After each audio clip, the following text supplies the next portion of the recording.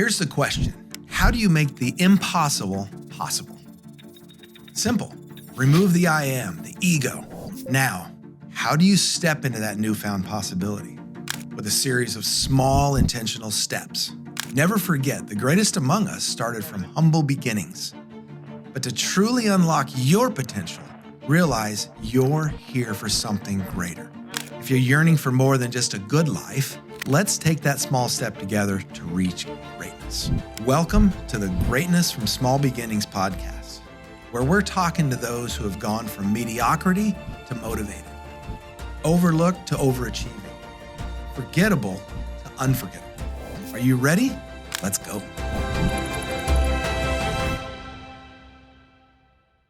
Okay, well, welcome back, everybody, to the, as you notice on the shirt, the Greatness from Small Beginnings podcast. So the thing I like about that name and that concept is always the fact that, like it says in the intro, that greatness comes from strange places, but almost always from small beginnings, from somebody that worked their way into something. And so we're going to hear about that from now. My friend David, introduce yourself. Tell me a little bit, tell them and me. Sure. Where you're from. Let's keep it a few sentences. All right. Because then we'll leave time for the good stuff. All right. Well, if it's about me, I don't know how much good there's going to be. Oh, it'll be good. Don't worry. Yeah, name's David. I'm down, obviously, visiting you guys. You're excellent hosts, by the way. So I don't know if down from Alberta, Canada. Alberta, Canada. Okay. Yeah, on Lethbridge. So if anybody ever gets a chance to come down and do a podcast with you, I'd say they should take you up on it. All right. Yeah, I love that. Yeah. Just down seeing how you do things and learning and growing. Okay. Do things in what space? So a new position in another company, and we are now where you were 8 years ago, 6, 7, 8 years ago. Okay. And so So for us to learn line and grow, striping, asphalt, parking lot maintenance. That's right. Yeah. You notice people, the asphalt, he says, so that's Canadian way of saying asphalt. So we don't do it quite the same. We can't say because that's a dirty word. That's a dirty word. Yeah. Okay. So it's asphalt. It's asphalt. That's what it is. All right. Yeah, I mean, ash is still dirty, but dirty in a different way. very, very. Yeah. Okay. Sounds good. So yes, so we visited for the last couple of days. I believe I've gained a bit of value myself, and I appreciate that. And that actually opens this conversation up to others, in my opinion, is that if you, the listeners, especially if you're in the asphalt paving business, but really in business in general, if you want to come visit K&L, most of you are welcome. I mean, there's logistics, there's ways that we got to work it out, of course, but if you want to come and visit, shadow some of our people, see what goes on here, see the concepts, the culture, these kinds of things, then we are pretty much an open book because we believe that helping others, we help enough of them, we'll get everything in life we want, like Zig Ziglar says, Like right? Zig Ziglar said. Yeah, right. It's a good guy to quote. He's got a lot of good quotes. So the other part in the name, Greatness from Small Beginnings, is the greatness part. So I'll always like to kind of start the meat of the podcast by asking the question, could you give your definition, your working practical definition of greatness? And it doesn't have to be something you've arrived at. It can be a little bit aspirational, but how are you working your way towards it? Or perhaps in some ways you've already done it. So give the listeners a definition. Well, I'm so glad you don't ask anything loaded. Yeah, that's not a hard one at all. Oh my land. I think, to preface that, or to kind of start with, I think when you talk about greatness, I think it's really easy to shortchange yourself and come up with a pretty shallow description. I don't know. I wasn't raised that way, and my faith doesn't let me lean that way. So when I think of greatness, I think of we've discussed in the past few days and those sorts of things on a personal note. Just shared another guy I was talking or was listening to, and he talked about fulfilling the measure of our creation. And there's a lot that you can kind of unpack from that. But when I think greatness, I think it's that never-ending search. It's not being satisfied with mediocrity, wanting to be better in everything you do, not better than anyone.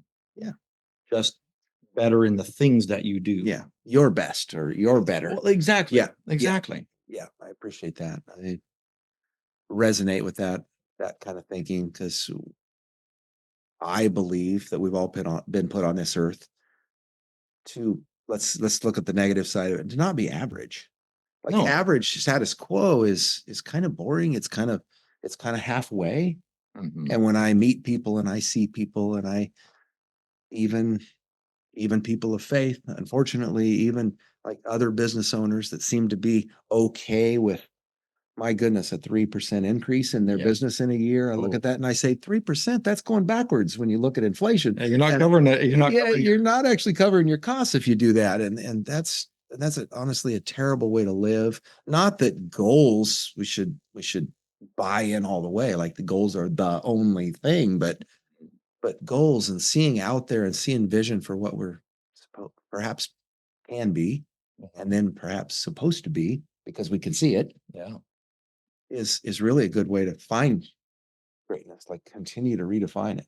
Well, even, the Japanese, when they talk, and there's a lot of books on that, Kaizen, continuous and never ending improvement. Mhm. They're not talking about massive, massive steps. They're talking about a continual, systematic, almost an ethos of how you live, of continuous and never ending Yes. improvement. Little teeny steps as you keep going, keep going, keep going. Yeah. So one of the things that K&L Industries, for those you don't know, we have a paving company here in Oregon. Uh, we often talk about a couple times a year, and for about 3 years ago, it was a thing we talked about several times in 1 month. Is what if we got 1% better each Mhm. week? Does everybody here think they could do 1% better this week? And then, well, what about next week? What Mhm. about the following week? And I asked the question, and they're not mathematicians, as you'll figure out. Well, what if we did that every week? What would that equate to? And somebody said, well, that'd be 52% better. Mm. That's actually not the right number. It's actually Not at all. There's quite a a bit more than compounding that. effect Yes, that it's a occurs. compounding That's effect. It's right. way more than that. Yeah. But what blew them away in the moment is that what if K&L got 52% better in 52 weeks? That Yeah. would literally make us unstoppable in every possible way. Mhm. And it started, like I said, they're not mathematicians, they're not scholars, they're not, these are construction guys. And Yeah. yet to have them think, like, what's possible if we all got our act together, if we all added value literally every day to get to that 52%, which is the wrong equation, but 52% in 1 year. Yeah. And they just, one guy just kind of leans back and goes, oh man, that'd be awesome. Yeah. And I wouldn't know, I don't know. It's hard to quantify what we've done since that moment, right? Mhm. But I will tell you, we are a lot better. And it's because we point each other to it. That's right. So let's go back to the small beginnings thing. You and I have talked to, like, I do not understand the chronology of your life. I used to do this. I used to do that. Like, I have no idea. And I'm not going to ask you to do that all right now, because that Thanks. might take more time than we really Yeah. want to spend doing that. But just some quick highlights. You were born here, you moved there, you in this kind of family, and then kind of, okay, my work careers looked like this thing, and it's brought me to this point. Well, sure. I had a mother who loved me, and a variety of male figures in my life when I was younger, and for a variety of reasons. I mean, we moved around quite a bit. Then mom finally married a guy, and they decided to stick it out, which I'm eternally grateful for. Mhm. Um, I have an older brother from there was a previous marriage in there, and then I have four younger sisters from the man that I call dad. Okay. Um, and then he adopted me when I was a little bit older, Mhm. 18. um, And where'd you live? we Is lived it so Missouri? Is that what you told we were in Missouri. That's kind of Okay. where we ended up. Yeah. Okay. So it was funny. We're very most of our conversations, there's a faith component to them and that Right. occurs. Yeah. And so my mother was in Vancouver, Victoria at the time. Let's just say she wasn't exactly living a Christ-centered life. Okay. And my father, who ended up adopting me, he was living in Kansas City, about the same. Neither one were a bad person. They're great people, of course. They just not necessarily living that life. So they visited their parents in Cardston, Alberta, up in Canada. Okay. So he was in Kansas. She was in Vancouver, Victoria, sorry, and they both visit. But because they were visiting their parents, they went to church with their parents on the Sunday because that's just what you did. What you did, yeah. Yeah, Okay. or grandma and grandpa would kind of let you know what they felt about it. Oh, yeah. So, It's easier to do the thing. it's just easier to do it. Yeah. So mom took my brother and I to church, and dad showed up with his parents, and to hear them tell it, she was walking down the hallway outside the chapel, and she said, "Man, this big tall guy in a nice suit came up to me," and she said, "Oh, it's the bishop. He's gonna want to whatever, you know." Mhm. And then he asked her out on a date, and she said, "Well, nope, not the Not bishop." the bishop. No. And so, interesting enough, I mean, they're both visiting. Uh, Neither one lives there, but they went out Sunday night, and then they went out on a Monday, and he proposed. Oh, that was quick. Yeah, yeah, that's kind of what I thought. And then they went out on Tuesday, and Wednesday they got married, Oh, that's really quick. and that's with she already had 2 children. Oh, man. And so the reason I share that um, was because later on in life, quite a few years later, I was quite young when that happened, but at 14. So, anyways, they got married. We moved down. We moved with them to Lathrop, Kansas, with him, and then ended up going to Colorado, and then we lived in California. Then we came back to Canada for a while. I had a business in Canada, Mhm. down to Washington State, and then ended up over in Missouri. But when I was 14, so they've been married a few years. My parents were having a rather heated discussion, as sometimes things can Mhm. happen that way. I had 4 younger sisters at that time, so 6 kids, and trying to raise them and do the best they can. But I remember they were sitting on the couch. I share this because it was foundational in how I look at relationships. Mhm. But mom said she turned to him and she said, "Richard, uh, we're married for time and all eternity, so we're going to be together forever. So you have a choice to make. You can love me forever, or you can hate me forever." Ooh, And as a child, right, that was that's a deep. challenge. And I'm thinking, my goodness. oh man. Oh, you're stuck. So how are you going to do it? Well, so dad, being dad, he's a very quiet man. Um, but he got up from the couch and he took a few steps and he looked out and he said, "Carol, right now I'm going to hate you." And I was devastated. So Yeah, I don't. They didn't you, talk to each other for about a week or two. But the point is, they stuck together, and it was a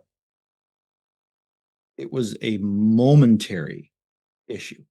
They didn't allow Mhm. it to become a forever issue. They were upset with each other. He was mad in the moment. She was mad in the moment. And he said, "Right now, this is how I feel." Mhm. But he didn't allow that to become a crutch for the rest of his life. And I've seen so many relationships of friends and neighbors and things just fall apart. And Yeah. they say, "Oh, we just can't make it do. It's just too hard." No, no, hard. I saw my parents go through hard. Yeah. And they allowed each other the space to get through that, but they stuck it out. And they're still together and they do well. Right. Good. And the story we may get to later. You've done some hard too, relationally, like that. There's right? been some hard. There's Yeah, been some good times and some hard. But then what we get the privilege on this end of it, when we see that, Yeah. as I've seen some of that myself, of course, is we get the privilege of saying the hard's not really the issue here. No. It's the commitment's the issue, or or the fact that I'm gonna love you. Like is a different question. I'm Yep. gonna love you. Yeah, that's right. Like I'm gonna love you enough to stay. I'm gonna do the active types of love. Now, Yeah. maybe not the feeling type of love, Yeah. but that means I'm gonna show up. And my wife and I's story at year 5, we have a year like that. Yeah. The way we both say is that our story, to condense it down, is I kept coming home and she kept being there. Yeah. That's very fair. It was. I think that's a fair I estimation didn't of want it to come sometimes. home. She was very unbearable to be around. Yeah. And she didn't want me there. She would just soon, the way she put it, I'd just soon spit down your neck is to look at your face. You know, like, Well, yeah, well, don't sugarcoat it. pretty much says it. Yeah, Yeah. that's right. I didn't like it. She said, I didn't like it. And well, I didn't, since she doesn't like me, well, that puts it in a position, well, I don't Hard to actually care hard to for like you. back. Yeah, hard to like back. But I kept coming home and she kept being there because it wasn't the issue of like, feel. Yeah. They would just do it. Was And a then people commitment. have asked, what was the like, what happened? Like, what happened to get make that better? Yeah. And I said, nothing. It just eventually got better. Yep. Yeah. Right? You've seen that. That happened. Yeah. Yeah. In our own life. Yeah. It got tough. My wife and I've had some moments, and there's Long moments.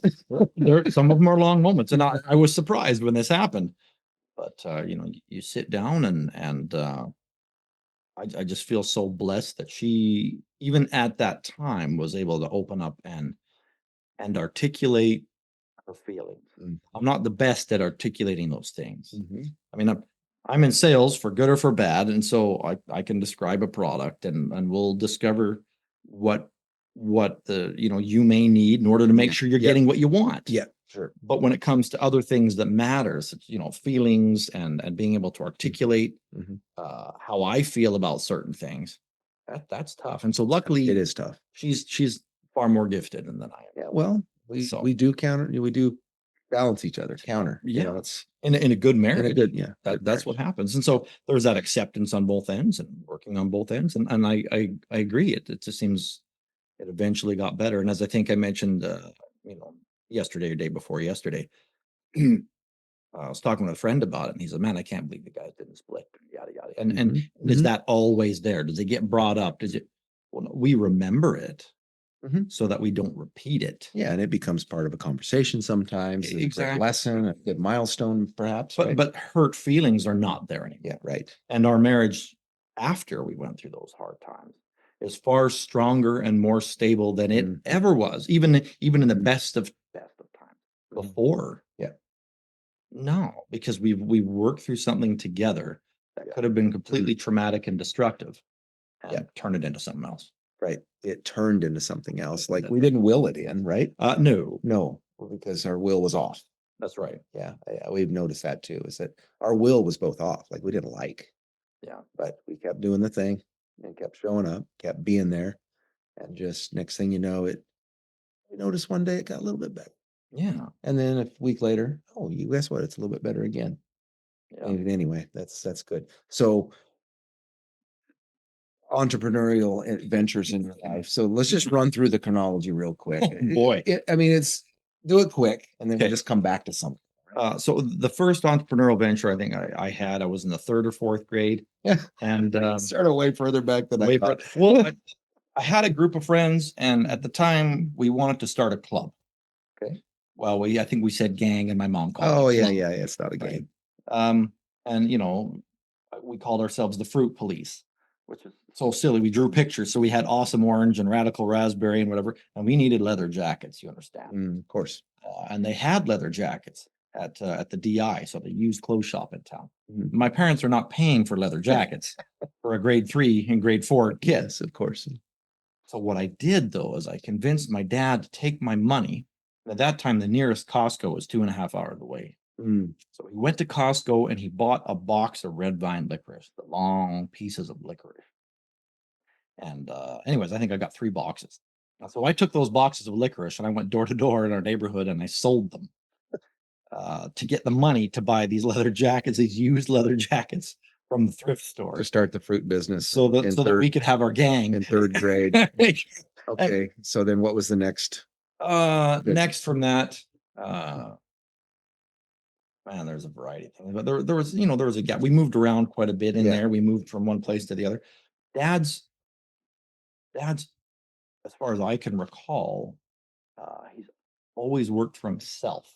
So there's a brief period of time where he worked with one of his friends doing aerial photographs, and that's probably I was 12, 13, and then we ended up moving, bought another house out of his buddy's area, and he started doing it himself. But Dad's Mm. never settled, so he started doing some other things as well. And now you have this aerial photograph business. What am I going to do with this thing? I got this other stuff going on. So at 16, I said, "Well, I'll hold the phone here, Dad." He said, "Okay." So I had an aerial photography business and rented a plane and went up and took photos. Had 5 salespeople and they're going 100 pictures a week. Had my own area and so we would print them, 11 by 17. I had oak frames and door to door selling aerial photographs. And now I was homeschooled from 14 until I graduated. And of course we were in the state of Missouri at the time. So the soonest you can graduate is 16. Mhm. So 16 years old, a couple weeks before that happened, mom said, "You're taking your GED in 2 weeks." And I said, "Oh, snap." Mhm. So we studied and did it and passed. And that was fine. So I did that. I don't know if you remember, compact discs came out at that time. Mhm. And so I sold those. Long distance was expensive, but there was a company that sold long distance phone cards. I don't know if you had that in Yep. Oregon. Yep. So we sold those. I had a bunch of people selling those, and then went and served a 2-year mission for my church. Came back. When I came back, my dad had a real estate magazine, like one of these free Mhm. magazines you pick up. Yep. Well, he was doing some other things at the time, Needed some advertising in it. so I bought the magazine Mm. from dad actually, and sold that to the realtors, and then I did all the publishing work and everything like that.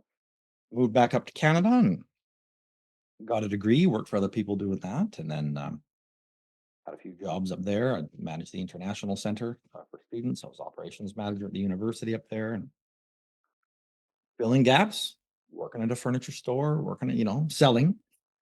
And then, yeah, opened up a business coaching firm, bought a franchise, and I did that for a number of years, and had some other things, and then health issues came up, and we kind of retired for a bit. Okay. Yeah, And then you've been and then bouncing a little bit recently just because you're trying to figure out, well, what's next? yeah, That's what's good. next? Where are we going to go? Yeah, so I worked with I've done, firearms training and hand-to-hand combat training and those sorts of things, past experiences. Mhm. So I worked with a security firm, Paladin Security up in Canada. They're one of the largest private security companies. They have all the healthcare contracts across the Oh, country, okay. training their guys, and did a little work there. And then joined a company called Greg Distributors, just built up there. There were 24 stores, industrial sales. Okay.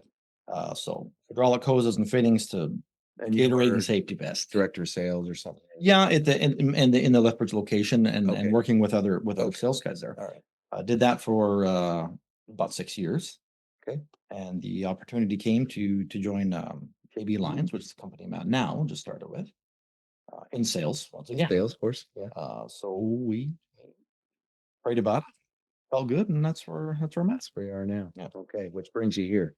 Which brings me Yeah. here. Okay. To see stuff, right? And Well, learning from the guys who've been there, done that. yeah, has most of what you're doing, of course, like you said, the beginning's in our past, but that doesn't mean we ever get away from it. All that small stuff we came from, still important. So I don't want to reinvent Yeah. the wheel, but I'm also cognizant that the wheel never stops rolling once it's been invented either. That's true. So, That's true. You see different sides of it all the time. all the time. Yeah, well, that's good. So look out 10 years.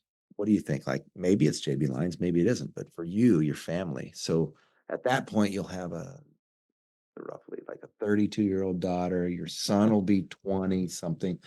How does life look when you talk about greatness? Yeah. You've come through all of this, lots of experience, own several businesses. Like, what do you dream? What do you see in the picture out there? The reason I ask the question is I Yeah. want the listeners to to not be surprised by the fact that these are hard questions. They're But we very, should, they're what very, we should be asking, I think, and that's why I ask a lot of people that are on here, what do you see 5 years, 10 years? yeah, Because if we never vision it, then we actually never arrive at it. no, and you can't own it. Yeah. Because you're allowing the world, society, the culture around you to dictate your direction in life.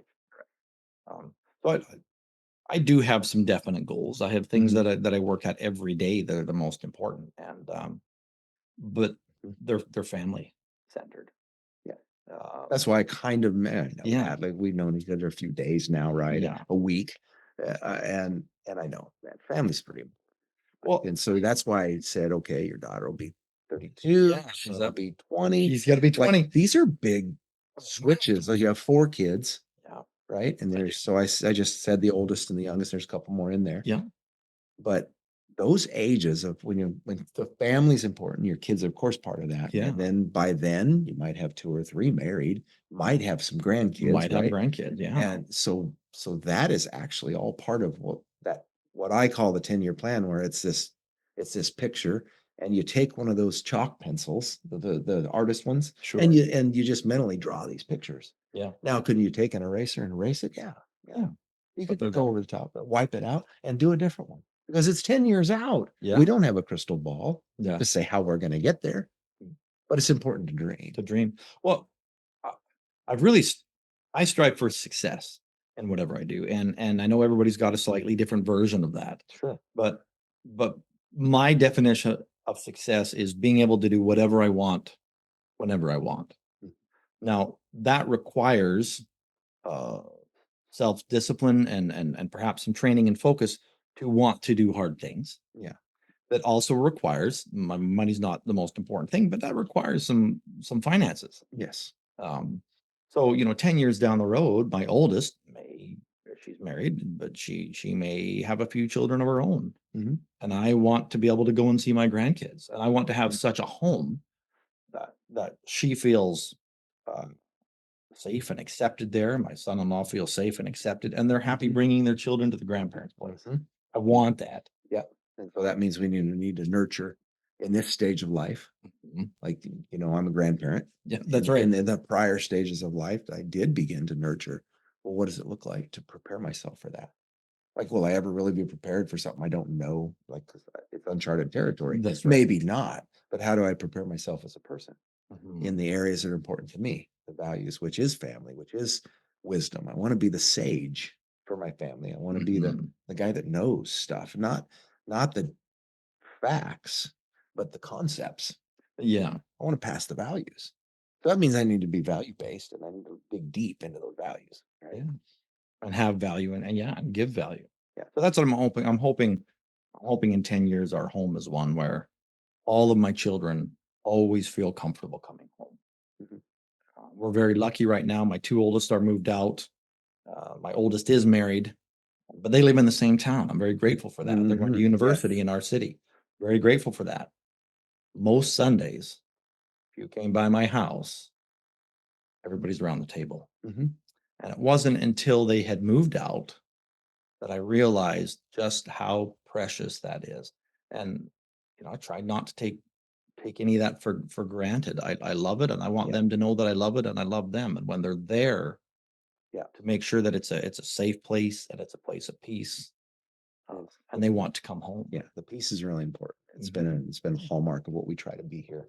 Yeah. We try to create this peaceful place. And I was telling you that during hard times, some people will come into our house and they'll just be able to relax. And like, what a blessing to be able to share that with others. It's huge. Yeah, it's huge. It's huge. And not every place is like that, honestly. It's Right. a little too pristine. It's maybe too clean. Our place is not too clean. Your Right? place is clean enough. Don't It's you clean. don't It's you clean, even but it's not too clean. Like you Yeah. don't you feel like you would take your shoes off and set your feet on the Yeah. corner of the couch, right? Or lean We awkward can in sit a on your chair. couch and not feel weird. That's right. Yeah. You can sit awkward in a chair. You can hang your leg over the arm, whatever is comfortable for you, because this is a place of peace and where You if built you that. yes, and you were invited in. So I appreciate that what you're saying is that, yeah, and it's not just our kids. Like we wanted them to bring their friends. For sure. Yeah, Lillian was telling somebody yesterday. I don't remember if it was you or the story of the Easter story a few years ago. She said she pulled out her fine china, she put it around the table, she put nice silverware out, and she never does this. And I'm like, well, this is kind of nice. Yeah. And she used the nice dishes to serve the stuff. And she's getting all prepared for something special, which Easter is special for sure. It always Very. is to us. Yes. But this was different because she was going the extra mile.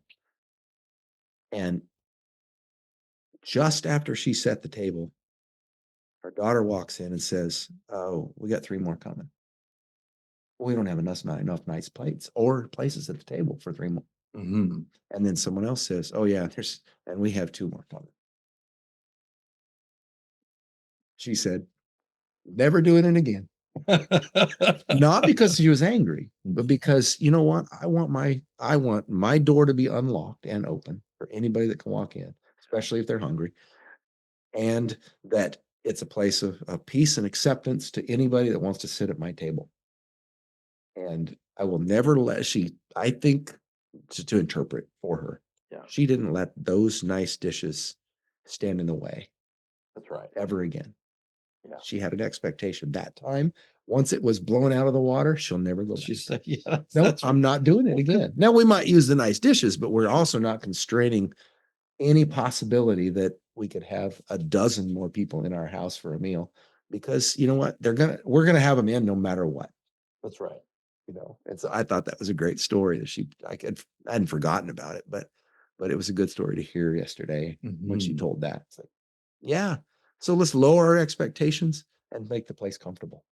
Well, you start coming in what's important. It's funny you mentioned that because my wife and my wife and I were talking before Easter this year, and and I guess it was first part of February. She said, "Okay, David, I want to have a goal, not just Mm, this year, but from here on out. Easter is bigger than Christmas. mm, Christmas is big. We decorate everything. We have gifts. We have it." She's, "I'm not saying we do that, but spiritually, faith based and those kind of things. yeah, Easter's more important than Christmas." it's a big one. And we haven't necessarily done that. We've been the Easter bunny in the baskets and the chocolate. She said, Mm, "We can still do that, but it's got to change." So we hosted a dinner at our place this year, and you have a fantastic dining room, which is significantly larger than mine. Yeah, but we had 24 people in there, that is so good. and and we got to the point where we don't have plates, and we started. Well, do we rent them? Do we rent glasses? Do we rent silverware? No, We use Chinette, just get the and, stuff from the we store put and it. just make it happen. Well, and you Right? know what? It was clean. Yeah. It was comfortable. The food was delicious as it always, but it was the company and the conversation that made that an Easter that we haven't had before, Mm, and everyone is not going to forget. yeah. It was the people and the purpose that made that event, not the decorations. And we like nice things. You can have nice things. It was just interesting to hear you talk about Easter. Yeah. That's the first Easter we've had on paper plates, but it was one of the best ones we've One of ever the best had. ones. Oh Yeah. yeah, The community became amazing. The issue, yeah, the reason, 100%. instead of any presentation That's right. whatsoever. I agree. That's good. So you just mentioned purpose, and what I took from that was intentionality. Yeah, very much Like you so. made a decision, you made it together. This is what our house is going to be, Mhm.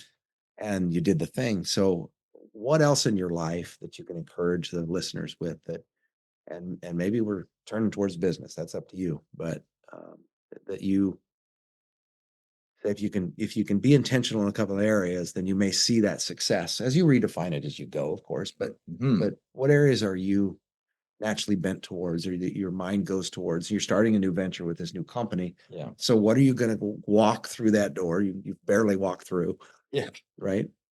Uh, but with purpose and intention, you're probably going to go shake some things up, or you're going to put your spin, like you're bringing yourself into there and Mhm. become like what they call an entrepreneur. Like you're going to go like build something that's already moving.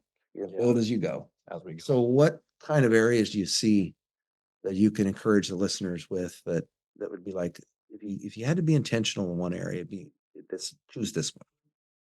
I think personal and professional. Heard a speaker a few years back use a phrase, and he gave a talk on it, and it's really stuck with me. And it's the concept of lifting where you stand. Hmm. And it resonated in the moment. You know how sometimes you hear things 3 or 4 times and it doesn't matter, Yep. and then all of a sudden you hear it and you're ready. You've been prepared. The Oh, ground has been tilled. Whatever. now I get it. But Yep. it's lifting where you stand. And I think, when I think about intention, and I've trained sales teams, I've had staff members, I've been trained by great people, Mhm. presented at conferences, and I've been in conferences with others presenting. But that's one thing I said, being intentional in all aspects of your life. And that's just lifting where you stand, or doing the best that you are currently able, whatever you're doing. You mean bring the value, bring the purity to the air, Show up, show up, and be there, and work. show up and add value to whatever's going on. Whatever. So, Okay. if I come in, if I come into a conference room and there's 400 people and I'm going on stage, I take it very personally. I need to have prepared, Mhm. because you can go get more money, but you can't get more time. How dare I steal their time by not Right. being prepared? Exactly. Or if I show up on a job site, like one of yours, and Mhm. you don't want me touching anything because I don't know how to do anything. But for that brief second or two, I grabbed a shovel, and I'll tell you, I was the best man I could be with a square point shovel for that 2 minutes. 2 minutes. Yeah. I was the best guy.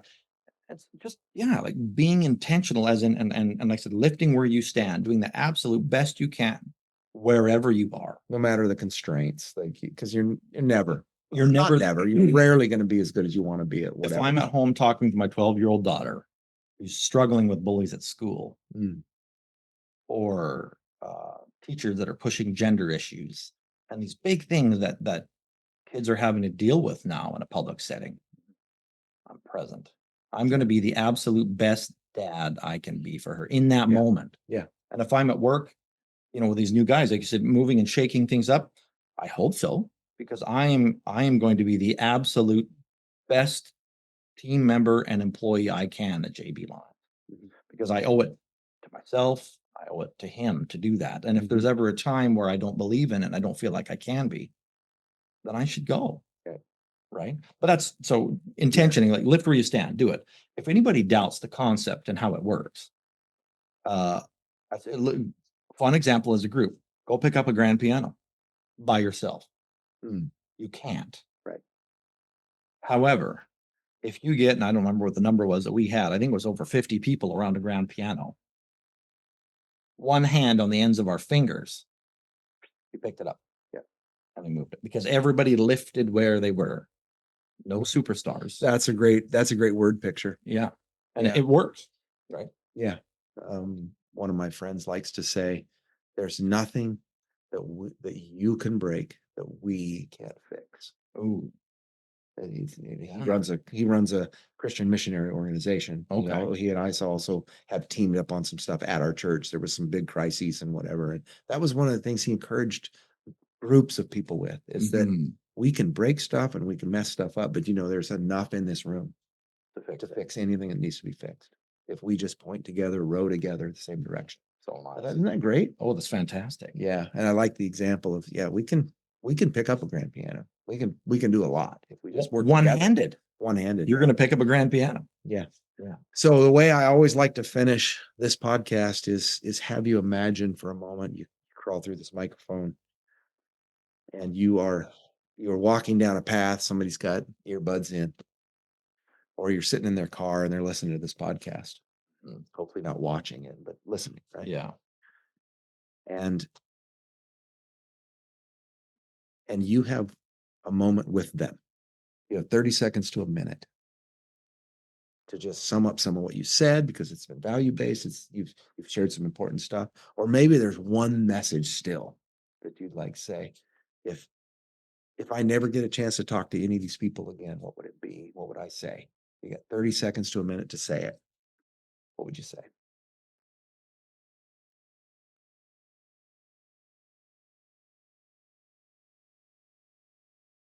Okay, there's going to be more faith-based here. Well, That's all right. well, my listeners know that I don't struggle. Honestly, I'd say Um,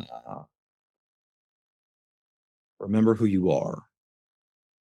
You are a son or daughter of God. Mhm. So you have a divine heritage. mm, You have it. It's in you.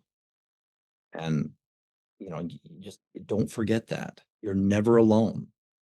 And he's your father, and he wants you to have everything and be everything, whatever that everything is for you. mhm. And he'll help you do it. He'll help you do it. You keep working, keep your head up. Set those goals and be focused, because you got to do your part. But he will be there and make up the difference always. That's great. I appreciate that. So, listeners, be sure, like, YouTube is my favorite place for you to find this.